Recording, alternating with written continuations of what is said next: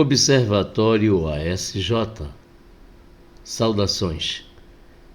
Mais uma postagem temática sobre uma matéria que foi veiculada em fevereiro de 2023 pelo Cadernos Aurelino de Souza Santos do Observatório ASJ, com o título Arco Norte, a grande virada da logística ou uma janela temporal.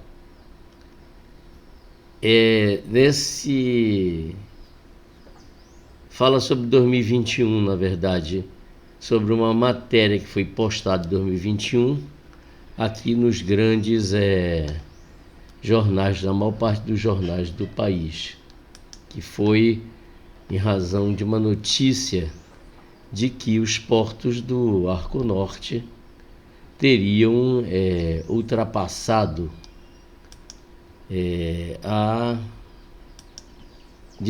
o somatório de todos os demais portos. Então aqui do país, né? Aqui nós temos nessa matéria veiculada aqui, diz: portos amazônicos vão desbancar os do restante do país no transporte de grãos. Localizados em cidades como Barcarena e Porto Velho, os terminais do Arco Norte já respondem por 50% do escoamento da produção de soja e milho e vão superar volume dos portos das regiões sul e sudeste, como Paranaguá e Santos. Essa postagem foi de 11 de abril de 2021 e estava assentada em relação aos movimentos de exportação de grãos, segundo a matéria, em relação ao ano de 2022. Vamos lá, pessoal. Saindo aqui, essa matéria aqui, eu vou fazer uma abordagem sobre o que foi postado na época sobre essa matéria pelo Observatório ASJ. Vamos lá. Aí é uma transcrição novamente. Arco Norte, a grande virada da logística ou uma janela temporal. Arco Norte. Bati no microfone de novo. A grande virada da logística. Eu tenho um aqui e outro aqui. Eles captam com melhor precisão. Vamos lá. No dia 11 de abril de 2021, um dos maiores veículos de comunicação da imprensa escrita do país amanheceu com a seguinte manchete: portos amazônicos vão desbancar os do restante do país no transporte de grãos. E aí tem o link que foi colocado. No mesmo dia, a notícia graçou por praticamente todos os demais grandes veículos de imprensa, inclusive os internacionais, que mantêm correspondentes no Brasil. A partir daí também espalhou-se por sites e blogs numa profusão de compartilhamentos, como só ia acontecer nestes tempos digitais da agora. Os dados referentes ao movimento dos portos do chamado Arco Norte, onde se inclui os portos amazônicos referenciados na notícia, relativos ao ano de 2020, detinham real e densa consistência, uma vez que produzidos pela agência oficial, a ANTAQ, Agência Nacional de Transportes Aquaviários, que acompanha mês a mês, porto a porto, toda a movimentação operacional por produtos embarcados e desembarcados. A denominação de portos do Arco Norte abarca desde os portos amazônicos de Porto Velho, Roraima, Itacoatiara, Amazonas, Santarém, Pará, Miritituba, Pará, Santarezinho, Pará, Barcarena, Pará, Santana, Amapá, bem como os do Nordeste geográfico de Itaqui, no Maranhão, Salvador, Cotegipe e Ilhéus, na Bahia, tomando-se como parâmetro de demarcação os portos que se localizam ao norte geográfico do paralelo 16 que passa nas imediações da cidade de Lucas do Rio Verde, no Mato Grosso.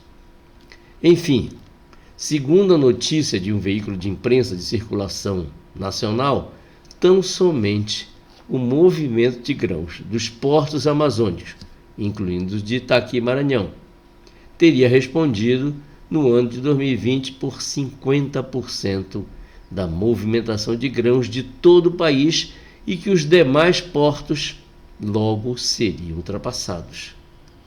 Nos dias que se seguiram, muitos comentários sobre o grande feito, entrevistas de especialistas e autoridades pertinentes ao setor do agronegócio de grãos e do comércio exterior, com revisitas, memórias e referência aos dados e informações sobre a verdadeira saga que foi o início dessa virada logística pela Via Norte, que representava um grande passo na redução do chamado Custo Brasil, uma vez que a maior fronteira agrícola do país, de alguns anos, já havia se deslocado para o chamado Nortão do Mato Grosso e para a região conhecida pelo acrônimo de MAPITOBA, Maranhão, Piauí, Tocantins e Bahia. Aqui tem um gráfico também que pode ser localizado aqui, vamos ver. Daqui, eu acho que só buscando aqui, achei o gráfico, está aqui. Vamos lá, aqui aparece em gráfico, na linha do tempo, a partir de 2010 até 2020, que estaria dando aquele empate. Nem é empate técnico, é 50-50 mesmo, né? Vamos lá seguindo. Em algumas matérias foi veiculado que o crescimento do Arconorte fora de 487% em cerca de 11 anos. E logo esse apontado extraordinário feito foi associado aos fortes investimentos privados na infraestrutura dos embarques e, em parte, a conclusão da pavimentação da rodovia BR-163 para o escoamento da mega produção de grãos do Mato Grosso. No entanto, logo a inferência sim, de que os portos do Arco Norte teriam empatado em movimento de grãos com os demais portos do país foi esclarecida pelo gestor da ANTAQ em uma entrevista dada a um jornal paraense. O referido dirigente esclareceu que a agência mantém o acompanhamento do movimento de todos os portos do país, sejam públicos ou privados, sendo que os portos do Arco Norte, em relação ao movimento de grãos, realmente apresentaram na última década expressivo aumento de movimentação de grãos, tanto para transbordo, nesse caso rodo fluvial, somente os amazônicos, como para embarques destinados ao exterior, e que no ano de 2020 as exportações de grãos pelo referido Arco Norte perfizeram o percentual de 32,9% da pauta total das exportações desses produtos, o que levou a basicamente empatar com o movimento de exportação do Porto de Santos, que ficou com 32,8%. Essa era a notícia realmente assentada em dados concretos. Agora, por que a questão é que se levou àquela conclusão que tinha dado aquele empate de 50-50? Vamos lá, que tem uma explicação. A informação que levou ao equívoco de se considerar que o movimento de grãos do Arco Norte, incluídos os amazônicos, teria no ano de 2020 empatado com o dos demais portos do país, embora quantitativamente correta, se for considerado o somatório das operações de movimentação dos grãos dos referidos portos, não correspondia ao movimento das exportações de grãos, uma vez que essa aferição feita pela ANTAQ considera toda a quantidade movimentada pelos portos, inclusive operações de transbordo, onde os grãos são recebidos pela via rodoviária e aquaviária, seguem em direção aos portos de acessos internacionais para posteriores embarques marítimos. Portanto, se as quantidades movimentadas nos portos de transbordo forem somadas com as exportadas, serão consideradas em duplicidade sobre a mesma partida de grãos, objeto de transbordo, e a seguir embarcadas para exportação. E foi justo esse fato que o dirigente da ANTAC esclareceu na reportagem do Jornal Paraense. No chamado Arco Amazônico, que foi uma denominação já capturada de dentro do Arco Norte, porque o Arco Norte vai de Rondônia à Bahia, então o Arco Amazônico seria já apenas os portos da Amazônia, e aí incluíram o porto de Itaqui, talvez pela Amazônia Legal, que não é geográfica, mas é legal, quer dizer, é arbitrada por uma legislação aquele território, para fins específicos de benefícios fiscais, no caso. Os transbordos podem ser no chamado, voltando aqui ao ponto, eu tinha perdido a linha, no chamado Arco Amazônico, há portos que tanto procedem operações de transbordo para outros portos que efetuarão as exportações, como também os que exportam diretamente, a exemplo dos portos de Santarém e Itacoatiara. Nesse caso, tem operações mistas, tanto servem para transbordo, que levam para outros portos, como também exportam diretamente, porque os navios acessam esses portos pela calha do rio Amazonas. Assim como há portos que tão somente são utilizados para transbordo, com destino a portos exportadores, como o da região de Miritituba e Santarezinho, no Rio Tapajós, e o de Porto Velho. Os transbordos podem ser rodofluviais ou no sistema Bird to Ship, água-água. Daí reside a explicável confusão nas informações sobre a movimentação de grãos nos portos do Arco Norte, notadamente nos portos amazônicos, onde esses transbordos ocorrem e a mesma partida pode ser computada tanto num porto quanto no outro, não se podendo, por óbvio, considerar a soma como crescimento dessa movimentação, tal como foi devidamente esclarecida pelo dirigente da ANTAC na reportagem da imprensa paraense, para explicar a confusão de que esses portos do Arco Norte, algumas veiculações referiram Arco Amazônico, teriam empatado com o movimento dos demais portos. ASJ é a postagem. Dá licença.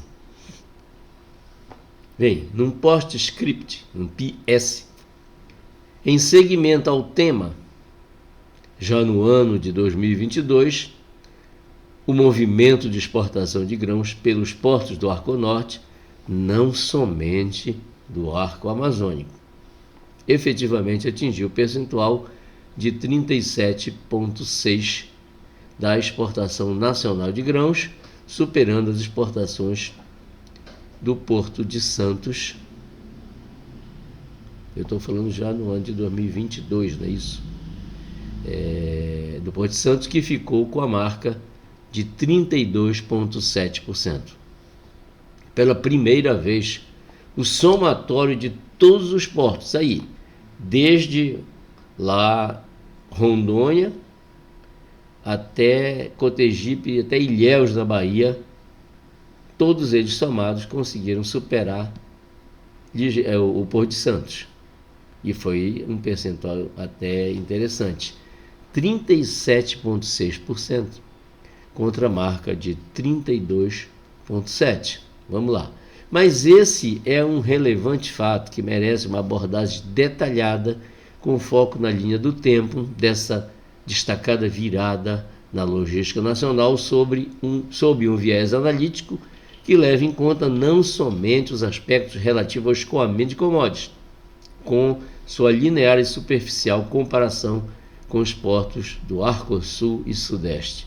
Aí já a nomenclatura Arco prevaleceu. Mas, principalmente, se esses investimentos previstos e os já em execução trarão um efetivo diferencial para as socioeconomias das respectivas regiões. Desculpe.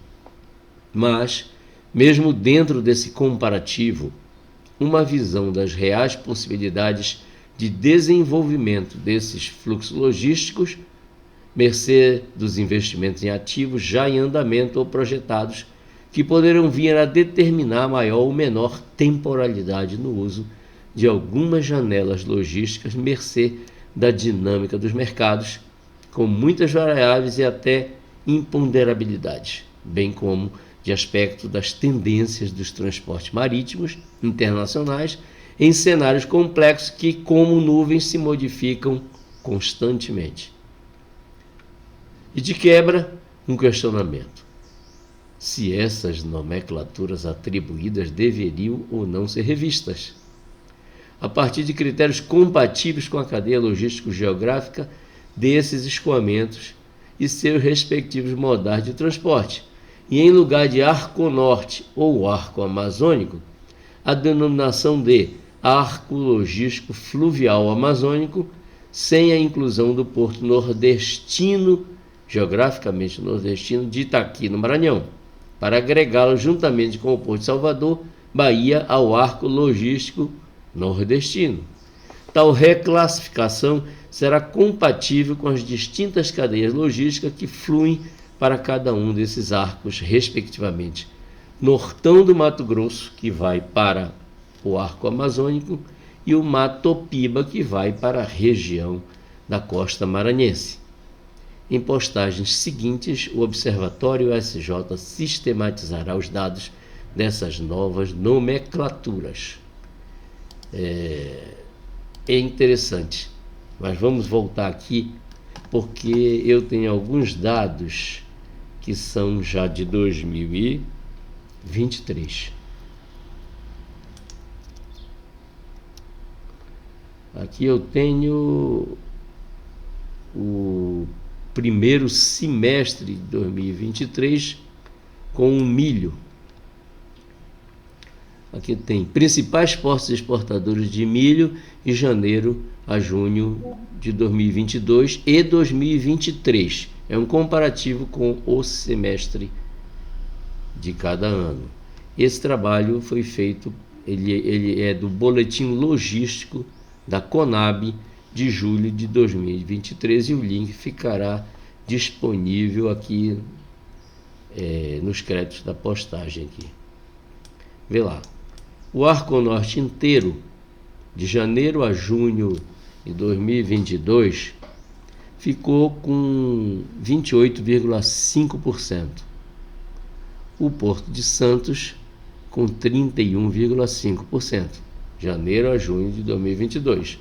Já neste janeiro a junho 23, o Porto, as exportações de grãos pelos portos do Arco Norte, aí está computado Barcarena, Itaqui, Itacoatiara e Santarém, ficaram com 37,1%, enquanto que o Porto de Santos com 24%. Isso em relação ao milho. Em relação à soja, a coisa se altera. De janeiro a junho de 2022, os portos do Arco Norte, aí inclui Itaqui, soja, na exportação de soja, Itaqui, Barcarena, Santarém, Itacoatiara e Salvador, na Bahia. Os portos do Arco Norte, em janeiro a junho de 2022, ficaram com a participação de 38,7%, enquanto que Santos com 39,9%. Já em janeiro a junho de 2023, os portos do Arco Norte ficaram com 37,8%, enquanto que o Porto de Santos com 37,2%. é uma boa briga. Mas não deve-se esquecer que está sendo considerado o somatório desses portos. Itaqui, Barcarena, Santarém, Itacoatiara e Salvador. Ora, se a gente olhar pelo aspecto do chamado arco logístico fluvial amazônico, são aqueles que seguem para os portos aí, Rondônia, Miritituba, Santarém, Itacoatiara, e são exportados também pelos portos de Macapá de Santana, de Vila do Conde, no Pará. Então você tiraria Itaqui de fora para ficar com o modal que vem atualmente rodofluvial e que futuramente, se aí entra o EF, se a Ferrogrão